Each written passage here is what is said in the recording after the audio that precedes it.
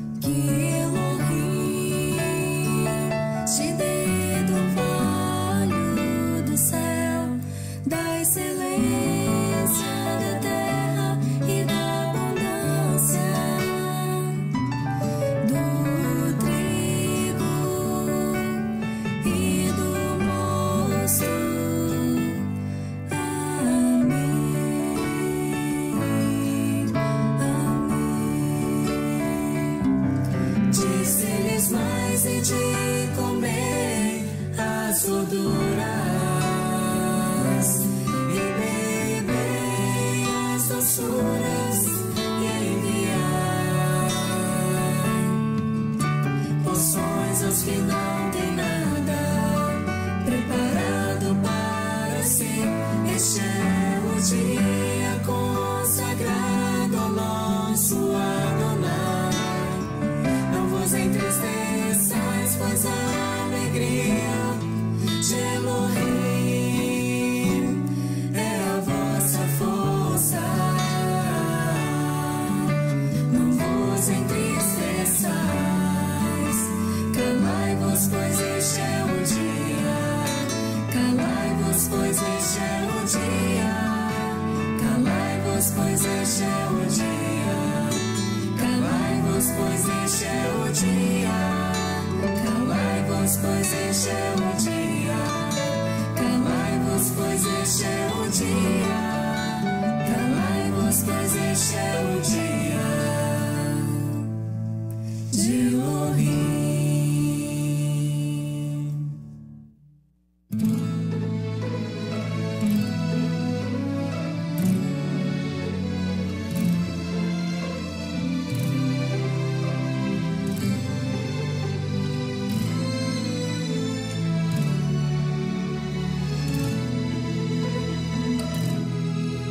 A vontade do Pai é que todos se salvem. Para isso enviou o seu Filho para nos resgatar. Em sua luz hoje nos encontramos e aguardamos o dia em que o noivo regressará. Nos consagramos porque temos esperança e um dia nos encontraremos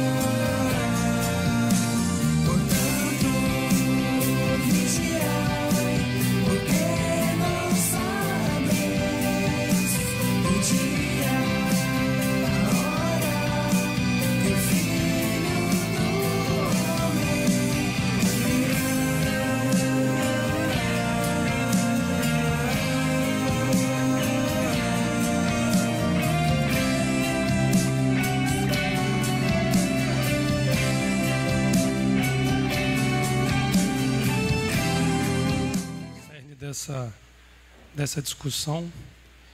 Então nós vamos dar seguimento hoje a partir de Atos 15, mas trazendo como enfoque o caráter que a casa de Israel absorve por meio de Abraão, que é uma característica extremamente divina que ele transmite de geração em geração.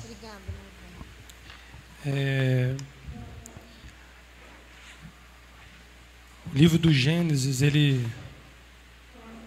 cuida de aproximadamente 12 a 13 capítulos narrando o caráter de Abraão. Ele não narra a história de Abraão, mas ele narra a vida de Abraão dentro da profundidade daquilo que ele tinha como interior. E porque ele é pai de muitas nações, né? Ele foi capaz de, por meio de uma vida reta e justa, transparecer as características divinas para aqueles que seriam seus descendentes, né?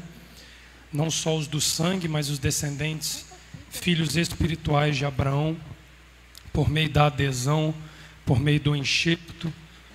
E assim Abraão formou muitos filhos e filhas ao longo das gerações, né? Vamos orar. Eterno Elohim de Abraão, de Isaac, de Jacó, diante da tua presença nós queremos te louvar, queremos te agradecer, porque estamos vivos, porque estamos em Shabat, porque estamos, ó Pai, com o privilégio de habitarmos nesta casa, sermos recebidos pela hospitalidade do Eterno sobre nós, e assim nós reverenciamos o teu nome, porque é um benefício que é dado unilateralmente.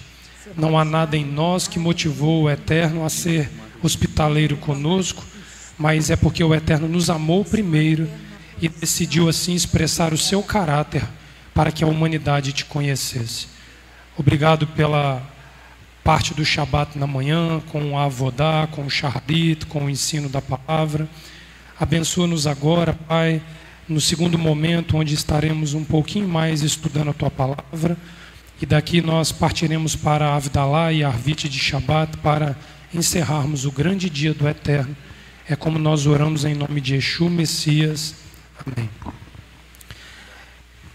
Oi, trocar? Obrigado. Amém. Semana passada, o foco da discussão nossa aqui em Atos capítulo 15 falava a respeito da decisão tomada ali pelos discípulos de Yeshua em prol da preservação do direito dos gentios receberem a Torá e a salvação por meio do Messias Yeshua. Essa foi a nossa base de Atos capítulo 15 na semana passada. Atos capítulo 15 nós já vimos, é o grande dilema que, se nós tivermos a dificuldade de discernir por meio da Torá, vai parecer que verdadeiramente Atos capítulo 15 é uma base sólida para a ruptura com a casa de Israel. Mas nós precisamos lembrar de duas coisas muito simples que Yeshua nos ensina, que está sempre na ponta da nossa língua, mas que ela precisa ter a cada dia mais uma praticidade do uso da fala de Yeshua. E Yeshua diz que todas as coisas ligadas na terra são ligadas nos céus, e aquilo que é desligado na terra é desligado no céu. Ocorre um fenômeno em duas atmosferas diferentes que unem essas duas atmosferas. Então, quando eu faço um movimento contrário à Torá, eu agrido tanto no âmbito físico quanto no âmbito espiritual, porque a Torá, ela é espiritual, segundo Paulo nos ensina. Moisés nos ensina que ela também é espiritual. Mas existe a ação física e existe a ação espiritual. Quando os rabis, eles se deleitam em discutir Gênesis capítulo 1, existe um ensino rabínico milenar que fala a respeito da criação do mundo. Por que Adonai criou o mundo? Tentar entrar na mente de Adonai é um caminho perigoso. Mas dentro de um conceito de Torá, eles começam uma interpretação com segurança a respeito do porquê Adonai criou o mundo. Se ele é Deus, sempre foi Deus, e existiu antes de haver um tempo, Para que ele cria alguma coisa? E aí os nossos pais ensinam que a Torá começa Bereshit bara Elohim. A letra Bet inaugura o livro da criação. E aí eles justificam e ensinam com muita solidez que Adonai opta por criar a partir daquilo que já era existente. Quem existia antes de Bereshit? Adonai. Ele é o Aleph. Dentro do alfabeto hebraico, o Aleph é a primeira letra, antecede o Bet. Então os nossos pais ensinam que ele cria o mundo para dar hospitalidade e habitação a alguma coisa. A hospitalidade é uma característica sólida de Abraão. Toda vez que você vai ver Abraão praticando justiça, o caráter hospitaleiro acompanha Abraão em todo o tempo. Foi ensinado Vaierá hoje, Ler Lehá foi ensinado semana passada, nós temos agora Raie Sara, depois nós temos Toledot, e nós vamos ver a questão da hospitalidade acompanhando o curso da vida de Abraão, ou de Abraão. Essa hospitalidade de Abraão, ela é muito exaltada pelos comentaristas da Torá, porque ela exprime o sentimento inicial, segundo os rabis, que motivou o mundo ser criado. Adonai desejou receber alguém em sua presença. Então ele cria uma habitação. Por isso que a letra casa começa com Bet. Beit Tefilá, casa de oração.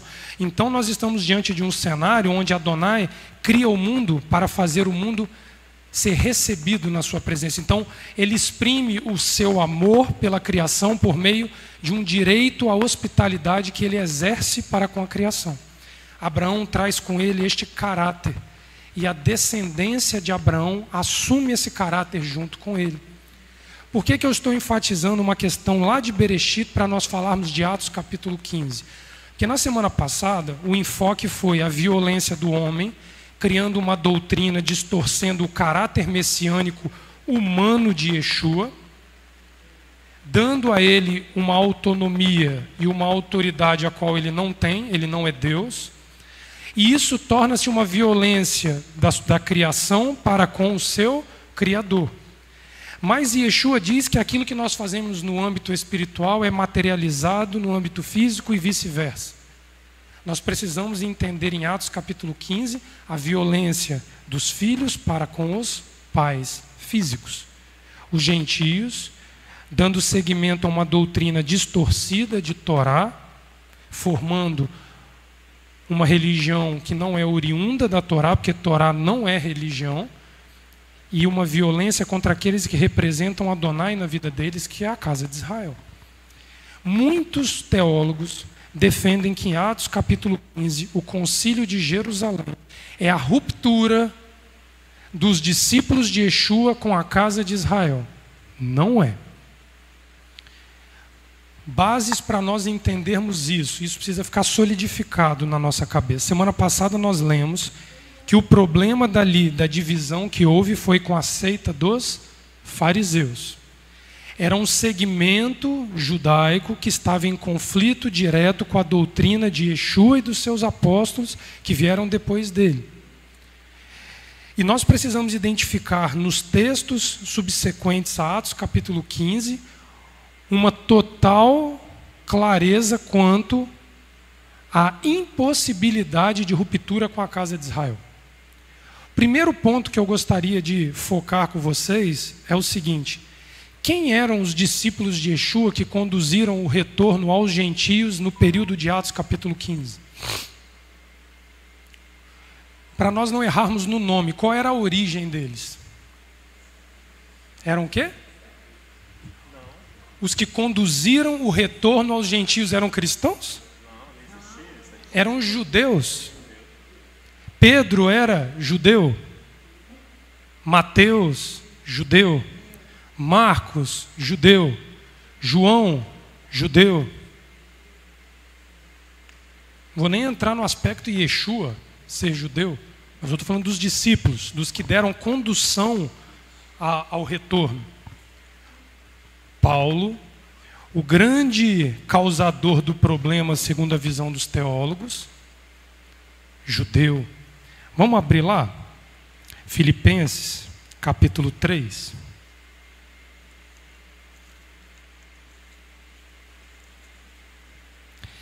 Porque uma coisa é você dizer que os gentios se levantaram contra os judeus, romperam contra os judeus e deram origem ao cristianismo.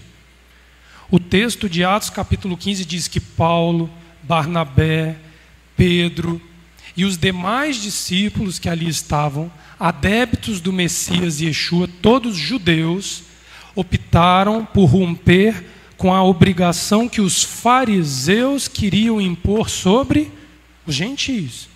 Então existe uma diferença clara no texto entre ruptura com a casa de Israel e ruptura com um determinado segmento que estava ali causando uma discussão. Porque fica parecendo assim, não, Paulo rompeu, Paulo abandonou a fé judaica, Paulo e Pedro se torna o primeiro papa. Os fundamentos do cristianismo nos levam a considerar uma ruptura inexistente no texto. Fala, Léo. Perfeito. É isso. Isso.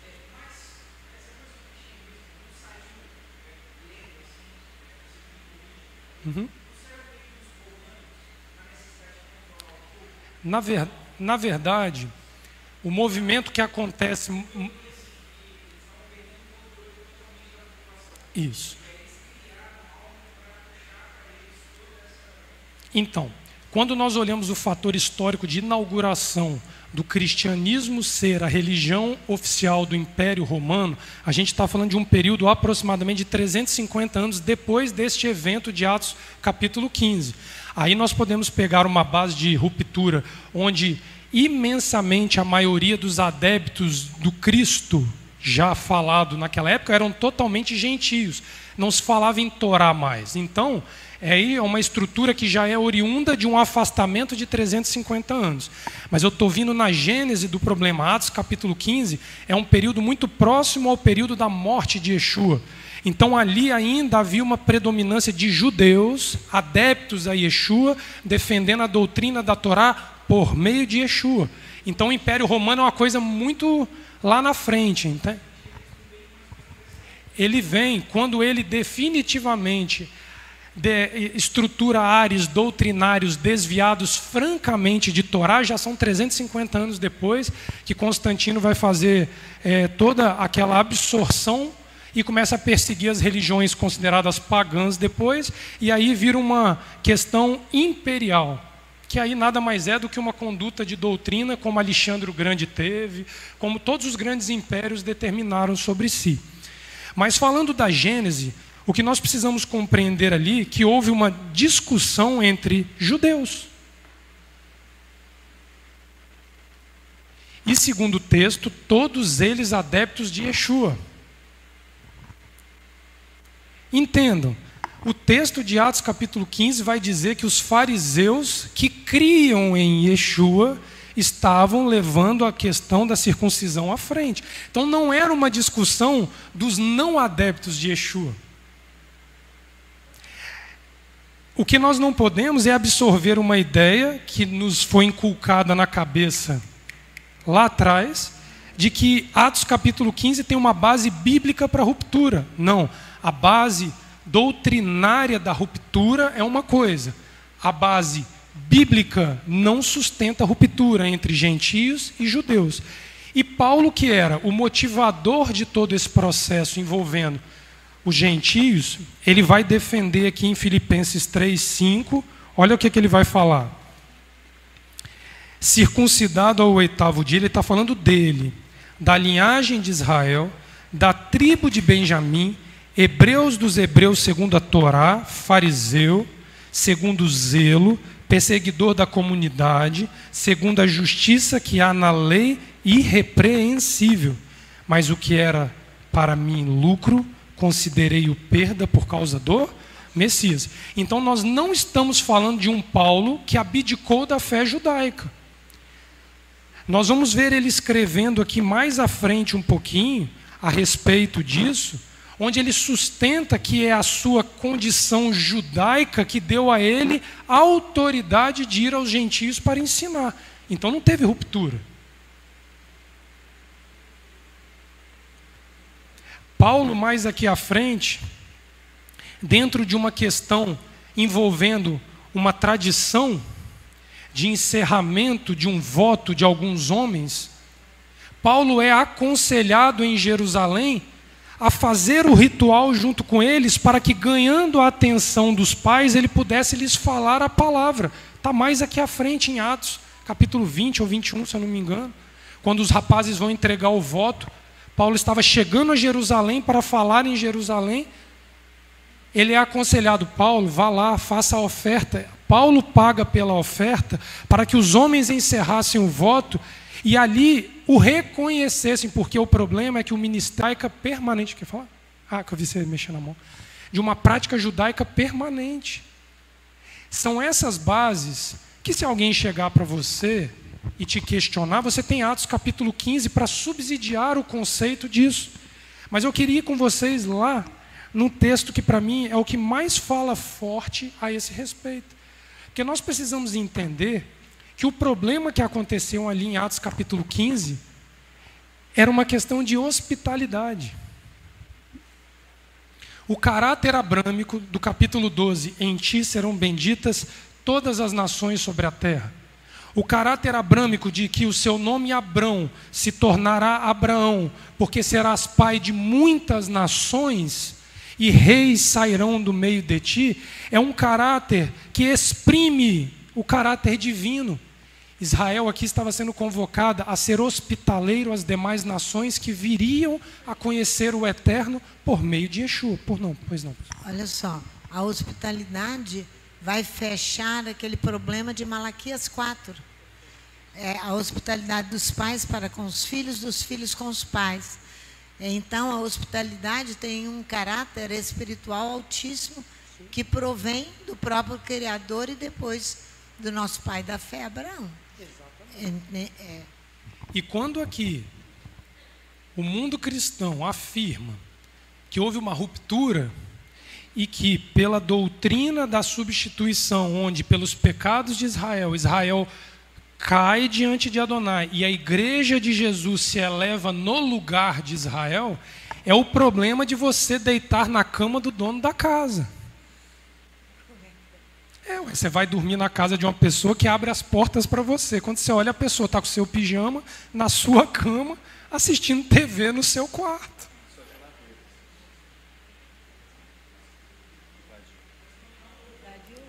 Não houve ruptura. Biblicamente, nunca houve. Mas o problema é que o texto é distorcido e é usado por muitos teólogos como base bíblica. Encontra-se base doutrinária. Existe uma doutrina cristã que diz que todo aquele que confessar Yeshua como Deus e o reconhecê-lo como a encarnação de Deus tem o seu caráter cristão solidificado. Isso é uma doutrina cristã. Biblicamente, Atos capítulo 15 não demonstra base para sustentar a doutrina cristã. Esse que é o ponto. Se nós formos discutir doutrina, em qualquer âmbito nós vamos ter problemas.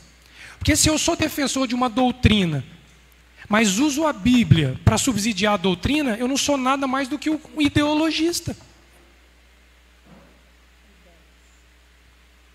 Se eu defendo uma causa com desconhecimento de Torá, e eu uso Torá para subsidiar a minha causa, eu sou um ideológico, eu estou vivendo pela ideologia. Porque, biblicamente, você não vai enxergar distorção entre Primeiro e Segundo Testamento, Paulo e Moisés, Yeshua e o Pai. Esses conflitos são humanos. Biblicamente não se sustenta. Léo, mas eu tenho uma tradução. Tradução é uma coisa muito pequena para justificar esse problema. Muito pequena. O problema é que eu vou numa tradução complicada no Segundo Testamento, querendo encontrar na Torá, quando você precisa conhecer Torá para entender as bases do Segundo Testamento. Tem uma inversão. A base da pirâmide é Torá. O que cresce aqui são profetas, salmos, os livros históricos, os reis, Yeshua na cabeça da pirâmide. Mas sem Moisés, pregado em todas as sinagogas de todas as cidades em Israel, dentro desse conceito, Romanos capítulo 11, vamos lá. Isso aqui é Paulo escrevendo depois do problema de Atos capítulo 15, tá? Presta atenção nisso. Isso aqui é Paulo escrevendo depois do problema de Atos capítulo 15. A defesa de Paulo em todo o tempo é para que a casa de Israel se tornasse hospitaleira aos gentios, que pela graça de Adonai, nós vamos ver o texto, foram absorvidos para formar um só povo. Não existe o povo A e o povo B, existe um povo que segue Adonai. Um povo que segue Adonai, que levou alguns 1000 anos depois da Torá dada por Moisés para ter abertamente, universalmente, uma oportunidade de ser absorvido para a casa de Israel. Então não teve substituição de igreja por Israel. Nós vamos ver pela boca daquele que é o responsável pela divisão, uma palavra em linha com a Torá, dizendo que não há substituição. Nem divisão, é um só povo, um só pastor, um cajado, uma vara nos montes de Israel. Romanos 11, verso 1. Digo, pois, rejeitou Elohim Israel? De modo nenhum.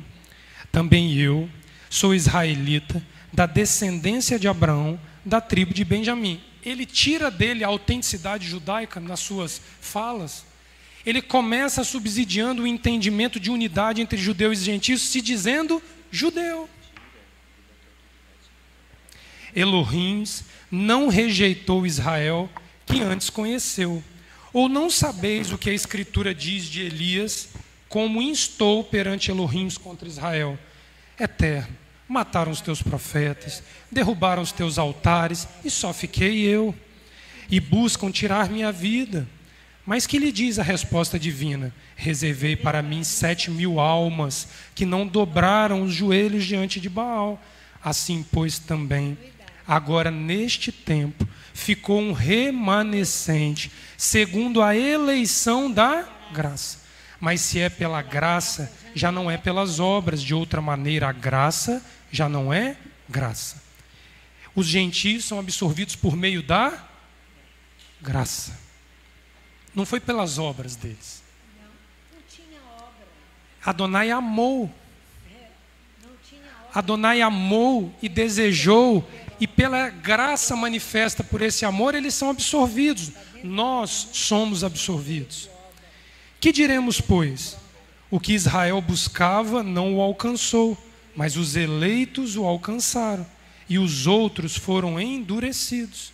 Como está escrito, Elohim lhes deu espírito de entorpecimento, olhos para não verem, ouvidos para não virem, até o dia de hoje. E diz Davi, torna-se-lhe a mesa em laço e armadilha, e em tropeço e retribuição. Escureçam-se-lhe os olhos para não verem, encurvem-se-lhes continuamente as costas. Digo, pois, tropeçaram para que caíssem? De modo nenhum. Mas pela sua queda veio a salvação. Salvação no hebraico é Yeshuati, veio o mestre Yeshua aos gentios, para os incitar ao ciúme. Ora, se a sua queda é a riqueza do mundo e a sua diminuição a riqueza dos gentios, quanto mais a sua plenitude. Aonde que Paulo ensinou que Israel foi substituído pela igreja? Ele está dizendo que o que eles alcançaram pela graça já foi sublime demais, com os judeus ainda sem reconhecer. Mas com o reconhecimento dos judeus, o que vai se tornar isso? Entendam, da parte dos judeus que ainda não havia crido. O texto de Lucas vai dizer no seu encerramento, no capítulo 24, que uma multidão de judeus creu. Mas nós vamos ver qual foi a minoria, que era a elite da casa de Israel naquele período. Eles não creram. Segura o texto aqui, no 12, e abre lá em João capítulo 19. Nós vamos voltar na continuidade do texto aqui. João capítulo 19 dá uma interpretação flagrante do problema. Porque ficam falando assim, Israel matou Cristo. Israel condenou Jesus à cruz. Israel foi substituído. Havia corrupção no sinédrio em Israel. Mas o povo creu. As massas creram. E Yeshua foi reconhecido pela maioria, mas não quem negociava com Roma. Não quem buscava uma sustentação no poder que dependia de um império que o dominava. Isso não pode justificar ruptura teológica. Isso é conto da carochinha.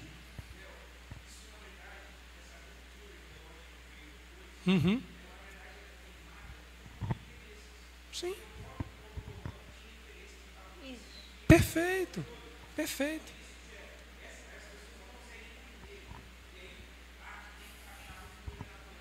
Ela não existe. Por isso que unidade é um preceito sublime na palavra. Pais e filhos não podem romper. O custo é altíssimo. Paga-se um custo de 2000 anos por uma ruptura falsa. Nós fomos punidos por 2000 anos por uma ruptura falsa.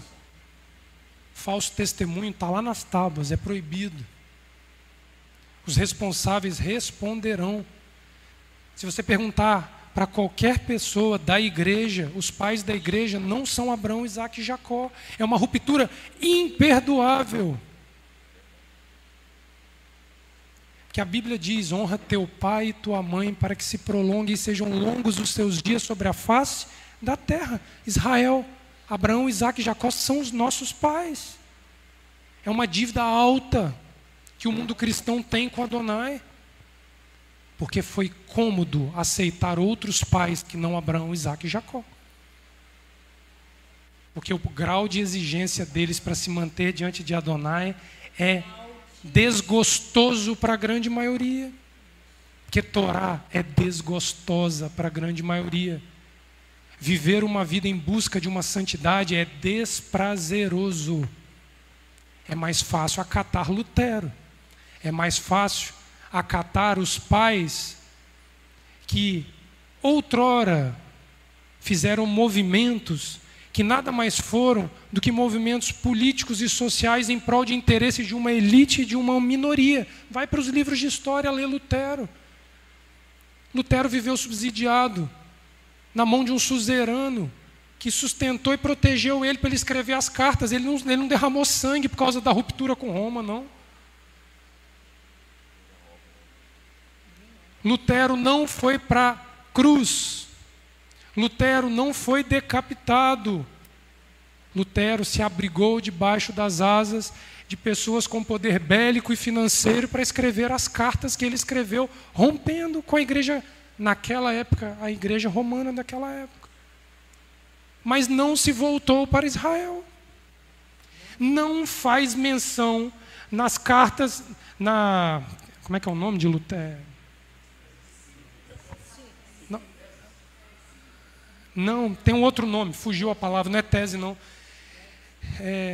São os pontos que ele faz são as doutrinas de Lutero, onde ele discordava da igreja romana. Tem um nome, me fugiu a expressão aqui agora. Ele não abriga a casa de Israel em nenhum ponto. Ele só diz que é proibir, que não se deve adorar imagem de escultura, que não se deve dar dinheiro em troca de salvação. Coisa que, se o povo daquela época soubesse ler latim, estaria lendo Torá e saberia sem ninguém ter que falar para eles. Agora, ninguém disse: volte aos pais, devolva a terra a Israel, reconstrua o templo, suplique a vinda do Mashiach. Lutero não fez isso. Os papas transferiram o centro da adoração de Jerusalém para o hemisfério lá em cima em Roma. Quem rompeu?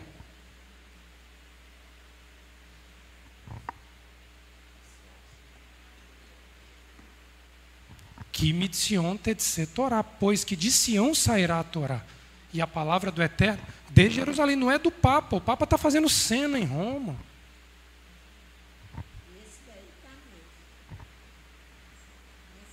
É cena.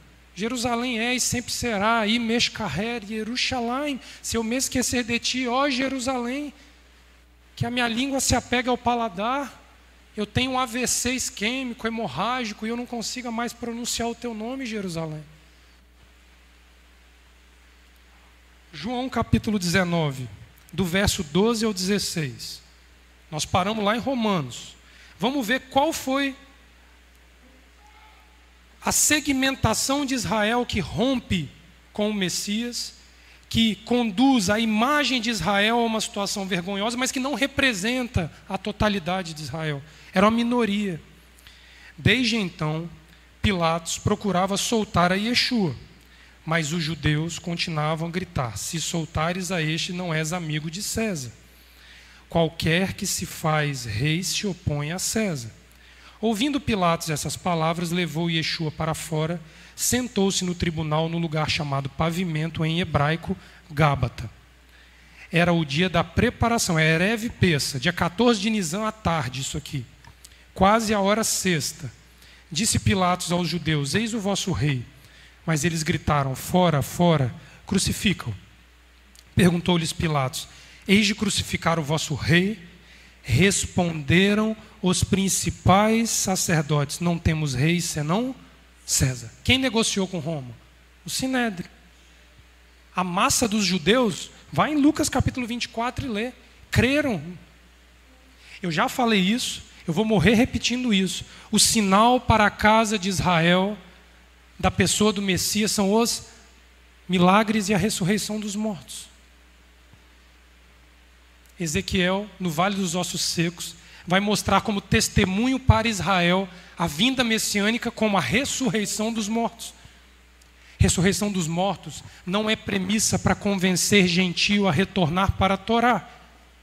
A premissa para o gentio retornar para a Torá é a própria Torá. E o que se faz nas igrejas? Culto do milagre, dia do milagre. Bota a mão na cabeça e está curado. Dá o seu carro que eu ganho 2. Gentio precisa de Torá para retornar. Yeshua, quando senta com a samaritana no poço de Jacó, ele ensina Torá. E por ela reconhecer Torá, ela diz: verdadeiramente és um profeta. Aos judeus ele fazia milagres. Ele disse na véspera de tabernáculos: se não creio no que eu falo, creio nas obras que eu faço. Para judeu que já tem Torá, basta o reconhecimento da ressurreição dos mortos. Porque Torá, eles já nascem sabendo. Para quem sai de uma vida longe de Torá, precisa conhecer Torá. É uma inversão de valores dentro do contexto bíblico que não se sustenta dentro de Gênesis a Apocalipse. Foram as autoridades judaicas daquele tempo que, para se sustentar num poder político de Roma, mantendo práticas de vida reprováveis por Yeshua, segundo Mateus capítulo 23, que eles foram lá e negociaram a morte do Messias. Só que o Messias poderia ter feito uma revolução, ter tomado o poder e ter reinado. Mas ele disse: a César, o que é de César?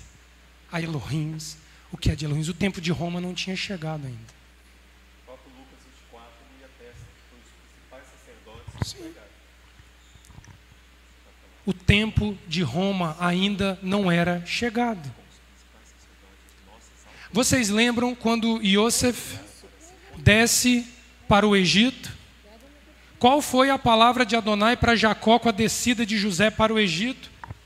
Peregrina e cativa será a tua descendência por 400 anos sobre um povo que vai maltratá-lo. Mas quando a iniquidade dos amorreus chegar ao limite, tem um tempo para um império ser julgado. O tempo de Roma se aproxima, para que o julgamento de um império que cobrou caro da humanidade o sangue e a vida das pessoas para ser julgado está próximo. Israel já habita a terra, Israel já tem Torá na terra, Israel já tem Jerusalém, os judeus estão em franco retorno para Sião, os cumprimentos dos sinais bíblicos de uma vinda messiânica são iminentes. Eu me arrisco a dizer que o próximo grande passo que a nossa geração vai ver é os Estados Unidos abandonando Israel. quando o subsídio financeiro israelense sucumbir, que Israel se sentir só no mundo, o Messias vem para tomar o trono e aí sim julgar as nações. E a nossa geração vai enxergar esse movimento. Ô Léo, eu fui aos Estados Unidos 5 vezes e tinha o pastor Liu que me recebia lá com toda a atenção, um pastor presbiteriano que deixou a igreja presbiteriana, foi para dentro de casa e ensinava para quem ele podia o retorno. Ele abriu o mapa dos Estados Unidos e falava: aqui está Boston, pastora Sandra, aqui está o mar. Por aqui eles vão sair correndo, fugindo do país, de um desses portos, porque os Estados Unidos os abandonará. Americano ele, mas homem sério e homem de Deus, que quando ele reconheceu tudo isso, ele deixa tudo para retornar e se põe a aplicar isso aí. Todos os 5 anos que eu fui lá, ele abria aquele mapa, falando a mesma coisa. Ele já faleceu ano passado. Volta lá em Romanos 12, a partir do verso 13. Olha como é que Paulo muda o tom, e é como se ele estivesse vendo uma rejeição ao seu discurso, e aí ele se torna mais franco. Verso 13: convosco falo, gentios. Porque parecia que Paulo, aqui a sensação que eu tenho quando eu leio esse texto é que Paulo vinha falando de uma forma mansa, mas é como se ele batesse a mão e falasse: me ouçam. Romanos 11, versículo 13. Romanos 11, 13. Convosco falo, gentios, e enquanto for apóstolo dos gentios, glorificarei o meu ministério, para ver se de alguma maneira posso incitar ao ciúme os da minha carne e salvar alguns deles. Qual era o objetivo de Paulo a levar a salvação por meio da Torá aos gentios? Salvar aqueles de Israel que não criam. Paulo era judeu mais do que qualquer judeu existente naquele tempo. Ele vai convencer os seus irmãos a respeito de Yeshua, mostrando que aqueles que não são irmãos estão vivendo o Torá de forma plena. E isso para o judeu salta os olhos. Como que gentio guarda a Torá? Pois, se a rejeição de Israel é a reconciliação do mundo, de quem depende a reconciliação das nações para com o Eterno? Qual será a sua admissão, senão a vida entre os mortos? A vida eterna depende de Israel cumprir o seu papel como nação. Como é que eu substituo, Leomar, Israel? Aqui está dizendo que a vida entre os mortos depende da plenitude de Israel no Messias. Como é que a igreja vai resolver este problema substituindo Israel? A pastora Sandra tem anos-luz na minha frente de experiência, talvez saiba responder a esta pergunta. Eu não sei. Se alguém souber, pode me falar. Paulo bota que é causa e efeito a ressurreição dos mortos e a vida eterna para as nações vem por meio de Israel. Como é que a igreja substituiu Israel? Se as primícias são santas, se Israel é santo, também a massa o é. Se a raiz é santa, também os ramos o são. Mas, se há alguns, olha só a diferença do que é você dizer que Israel foi substituído, é o problema de Elias, só sobrou Elias. Não. Aqui, ó. Se alguns dos ramos, ou seja, se alguns judeus foram quebrados, e tu sendo zambujeiro, foste enxertado no lugar deles e feito participante da raiz e da seiva da oliveira, não te glorie contra os ramos quebrados. Se contra eles te gloriares, consideras isso. Não és tu que sustenta a raiz, mas a raiz que te sustenta. Mundo cristão, se você alcançou a salvação por meio de Yeshua, não se ensoberbeça contra os judeus. Porque é deles que vem o alimento que te sustenta. Paulo está dando uma dura naqueles que construiriam uma conduta de vida substituindo a excelência de Israel em meio às nações. Dirás, pois, os ramos foram quebrados para que eu fosse enxertado. Está bem, pela sua incredulidade foram quebrados, e estás em pé pela adesão. Não te ensoberbeças. Não acha que você substitui a Israel, mas teme. Presta atenção. Se pela incredulidade foram quebrados, tu estás em pé pela adesão. Não te ensoberbeças, mas teme. Por que vem uma ordem de Adonai aos gentios que foram enxertados na oliveira para temer?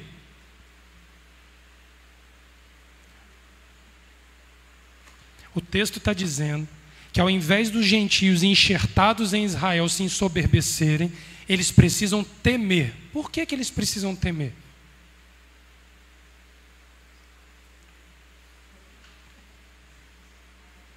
Porque o mesmo nível de cobrança sobre a casa de Israel virá sobre aqueles que serão enxertados na casa de Israel. E gentio não está acostumado a viver dessa forma. Léo, olha como é que o Espírito é o mesmo. Eu estou rindo aqui, porque olha o que essa madrugada eu estava falando. A respeito daquela questão que a gente vai voltar a conversar. Do ensino, que é o... Deixa eu ler aqui. O ensino é a restinga e a ordem é sulcar a terra. Lembra? Eu vou voltar a esse assunto. Então, essa madrugada eu estava estudando, estava vendo sobre a questão desse enxertar, que é sulcar a terra, significa uma incisão, que um corte que você faz para fazer o enxerto. Então, o objetivo principal do enxerto é incluir, acrescentar para a continuidade da vida. Ele faz isso com os gentios para dar continuidade à vida. O enxerto permite a reprodução, a multiplicação das árvores ou dos arbustos florais ou frutíferos. O Espírito não é o mesmo. Amém. Olha o verso. Amém, Pai. Amém. Amém. A luta é a mesma que houve no passado, sem acrescentar ou diminuir coisa alguma, para que os pais e os filhos venham a se receber, né? Para desfazer toda essa questão de divisão.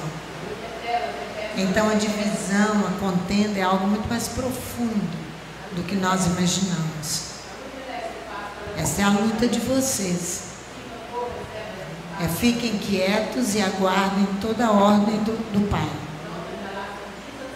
Tanto para um quanto para o outro. Mas sem parar, está continuamente prosseguindo no eterno. Porque na hora que tiver que galopar, que andar mais rápido, a Adonai vai agilizar. Para que venha produzir a revitalização do solo.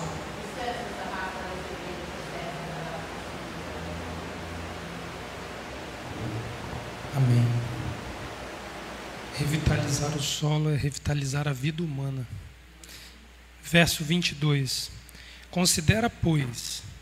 Não, verso 21, né? Nós acabamos de ler o 20. Pois se Elohim não poupou os ramos naturais, teme que não te poupe a ti também. Olha a dura que ele está dando aos gentios. Considera, pois, a bondade e a severidade de Elohim. Para com os que caíram, severidade. Mas para contigo a bondade de Elohim, se permaneceres na sua bondade. De outro modo, também tu serás cortado. Não há garantia de permanência perpétua pelo fato de ter sido enxertado.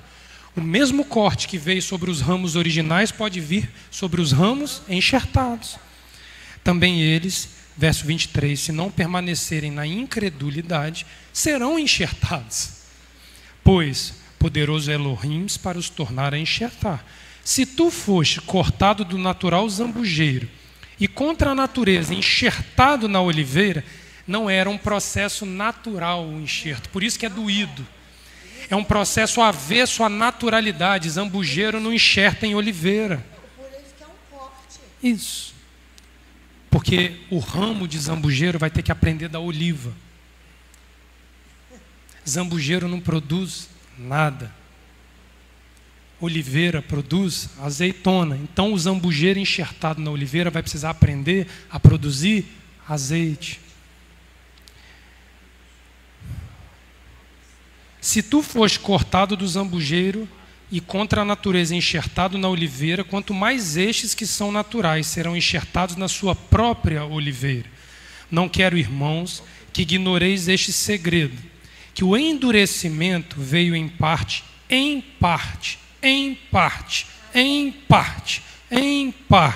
a Israel, até que a plenitude dos gentios haja entrado. E assim todo Israel será salvo. Mas um Israel composto por judeus e gentios. Nós vamos a Efésios 2 agora. Aos gentios haja entrado. Verso 26. E assim todo Israel será salvo. Como está escrito, de Sião virá o libertador e desviará de Jacó as impiedades. Esta será a minha aliança com eles, quando eu tirar os seus pecados.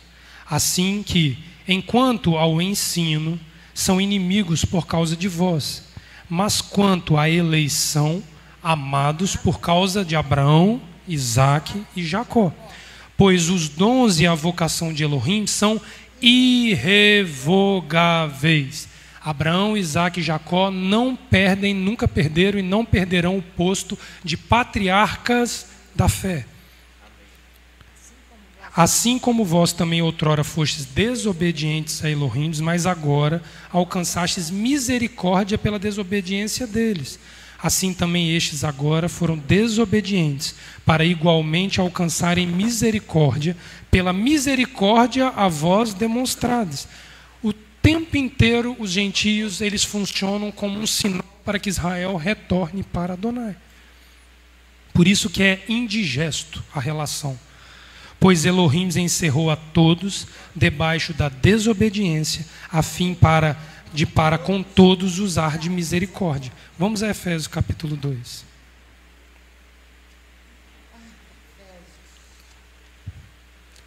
Irmãos, notem que eu não fui em um texto do Primeiro Testamento para conversar sobre isso. Porque muitas vezes as pessoas falam assim, não, porque você fica usando textos do Velho Testamento. Nós estamos usando base daquilo que é, em tese, a base da ruptura. Nós estamos lendo a palavra daquele que foi o cabeça da rebelião contra Israel, segundo o mundo cristão enxerga. As palavras dele nada mais são do que de exortação para judeus e gentios que retorne, retorne, retorne, retorne, se aceitem. Gente, para entender o processo de fusão entre Israel e as nações, leiam aquela visão de Pedro com a questão do lençol, dele ter que descer para a casa de um homem gentil e comer na mesa imunda. Aquele conflito de Pedro com ele mesmo traduz o conflito de Israel para receber as nações. Está ali em Atos. Acha para mim, Atos capítulo 10, porque eu não vou ter tempo de ir lá. Atos 10, aquela relutância de Pedro de descer ao imundo do gentio, é a dificuldade de Israel de aceitar os pais e os filhos e os pais. Só que ele desce para um homem que ouviu a voz de Adonai, temente a Adonai, guardião de mandamento. Isso não pode ter barreira. E é o Messias que quebrou essa barreira de unidade. Efésios 2. Ele nos vivificou, estando vós, Efésios, mortos nos vossos delitos e pecados. Os cristãos mortos nos vossos delitos e pecados, nos quais andastes outrora, segundo o curso deste mundo, segundo o príncipe das potestades do ar, do espírito que agora opera nos filhos da desobediência. Entre eles, ressuscitou juntamente com ele e nos fez assentar nas regiões celestiais com o Messias Yeshua, para mostrar nos séculos vindouros. Olha nós aqui, cumprindo essa palavra. As abundantes riquezas da sua graça, pela sua benignidade para conosco, em Yeshua o Messias. Pois é pela graça que sois salvos, por meio da adesão. E isto não vem de nós, é dom de Elohim, não das obras, para que ninguém se glorie. Pois somos feitura sua, criados no Messias Yeshua, para as boas obras, as quais Elohim preparou para que andássemos nelas. Portanto, lembrai-vos de que vós outroras erais gentios na carne, chamados incircuncisão, pelo que na carne se chamam circuncisão, feita pela mão de homens, que naquele tempo estáveis sem o Messias, separados da comunidade de Israel, estranhos às alianças da promessa, não tendo esperança e sem Elohim no mundo. Não era uma substituição, mas era uma separação, e agora precisa haver uma unificação. Pois ele, o Messias, é a nossa paz. Não, peraí, 13. Mas agora, em Yeshua o Messias, vós que antes estáveis longe, já pelo sangue chegastes perto, pois ele é a nossa Shalom, o qual de ambos os povos fez um e destruiu a parede de separação, a barreira de inimizade que estava no meio, desfazendo na sua carne a lei de mandamentos que consistia em ordenanças para criar em si mesmo dos dois um novo homem, fazendo a paz, e pela cruz reconciliar ambos com Elohim em um só corpo, matando com ela a inimizade. E vindo ele, ensinou a paz a vós que estáveis longes e aos que estavam perto, pois por ele ambos temos acesso ao Pai em um mesmo Espírito. Assim já não sois estrangeiros, nem forasteiros, mas concidadão dos santos e da família de Elohim, edificados sobre os fundamentos dos apóstolos e dos profetas, sendo o próprio Messias Yeshua a pedra angular, a principal. Nele todo o edifício bem ajustado cresce para templo santo no eterno, e nele também vós juntamente sois edificados para a morada de Elohim no Espírito. Por esta causa eu, Paulo, sou prisioneiro do Messias por vós, os gentios, se é que tende ouvido a dispensação da graça de Elohim que para convosco me foi dada, isto é, o ministério que me foi manifestado pela revelação, como acima, em poucas palavras, escrevi. Ou seja, Paulo foi o responsável por receber dos céus o sinal de que era hora de unir judeus e gentios. Ele está falando, se ouvistes que de mim veio esta palavra, quando lerdes o que escrevi, podereis perceber a minha compreensão da função messiânica, o qual em outras gerações, ele está falando aqui dos que estavam antes dele, não foi manifestado aos filhos dos homens, como agora foi revelado pelo Espírito aos seus santos apóstolos e profetas.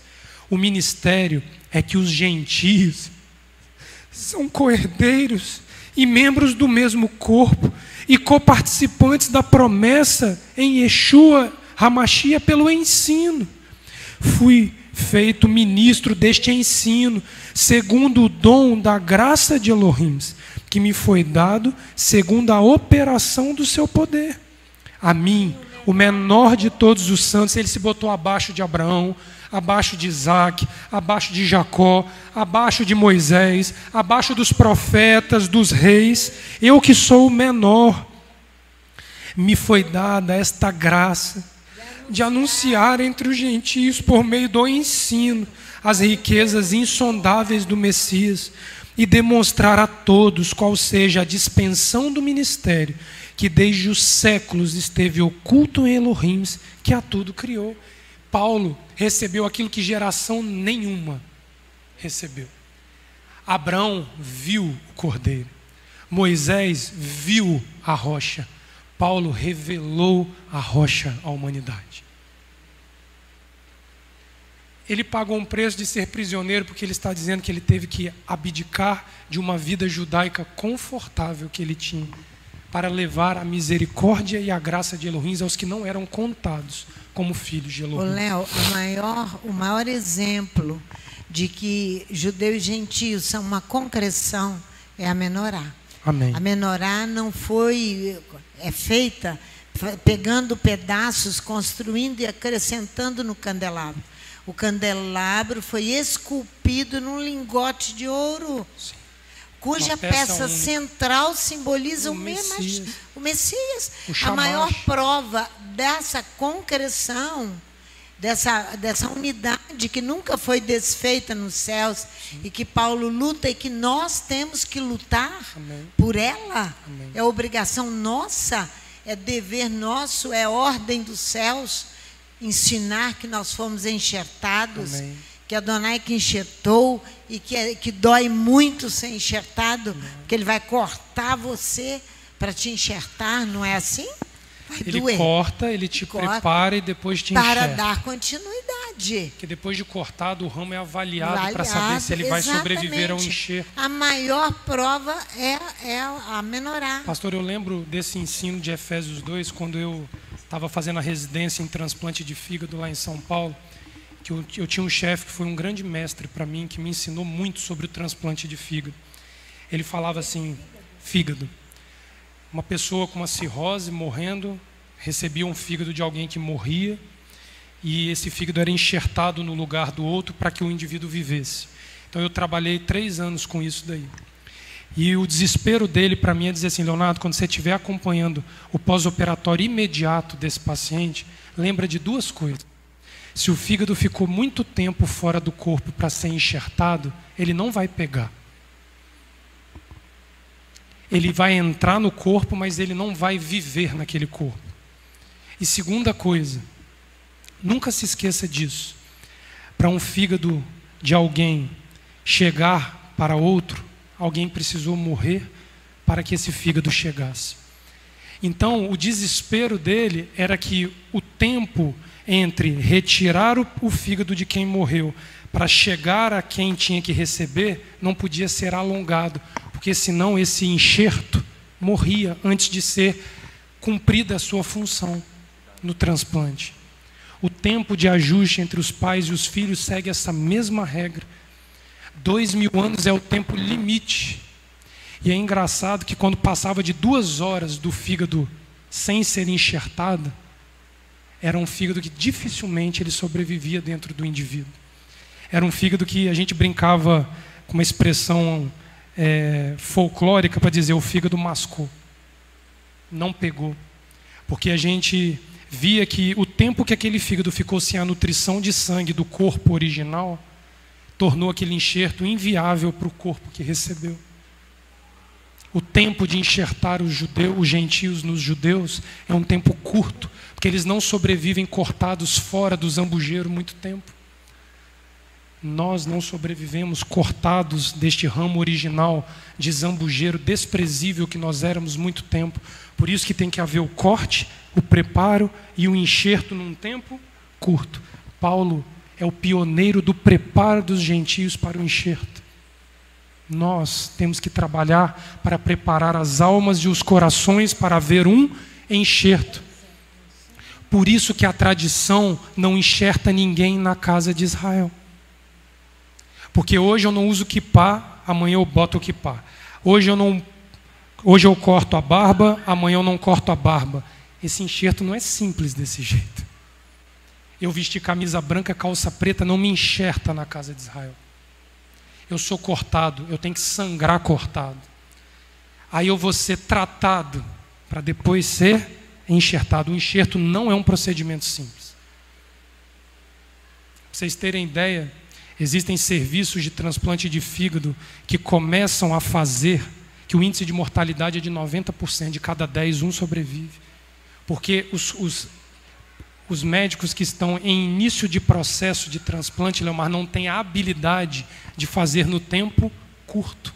Até eles pegarem a prática, morre muita gente para eles aprenderem a fazer num tempo curto. Se nós formos lentos nessa identificação, e Yeshua diz a samaritana, olha para os campos, já estão brancos. Os campos estão brancos, mas não era tempo de colheita. Mas Yeshua identificou os corações prontos para serem colhidos, preparados para um retorno que ele estava ensinando. Olha o resto do texto aqui, o verso 10. E foi assim que agora, pela comunidade, a multiforme sabedoria de Elohim seja conhecido dos principados e potestades nas regiões celestiais, segundo o eterno propósito que fez em mim, que fez no Mashiach Yeshua, nosso Adon, no qual temos ousadia e acesso e confiança pela nossa fé nele. Portanto, peço-vos que não desfaleçais nas minhas tribulações por vós, que são a vossa glória. Paulo aqui diz o seguinte: a minha dor é a vossa salvação. O preço que eu pago é a vossa esperança. Alguém tem que se colocar para alguém passar. Alguém tem que deitar para que outro não caia no buraco e passe. Esse é Paulo. Paulo aqui, ele é um homem à frente do seu tempo, porque ele recebeu sinais e palavras da parte de Adonai que nenhum outro havia recebido. Que bom, Salomão está aí ouvindo isso? Não, já foi. Saiu na metade. Ele não podia Dentro daquilo que nós... falar com ele, porque tem que ouvir. Dentro daquilo que nós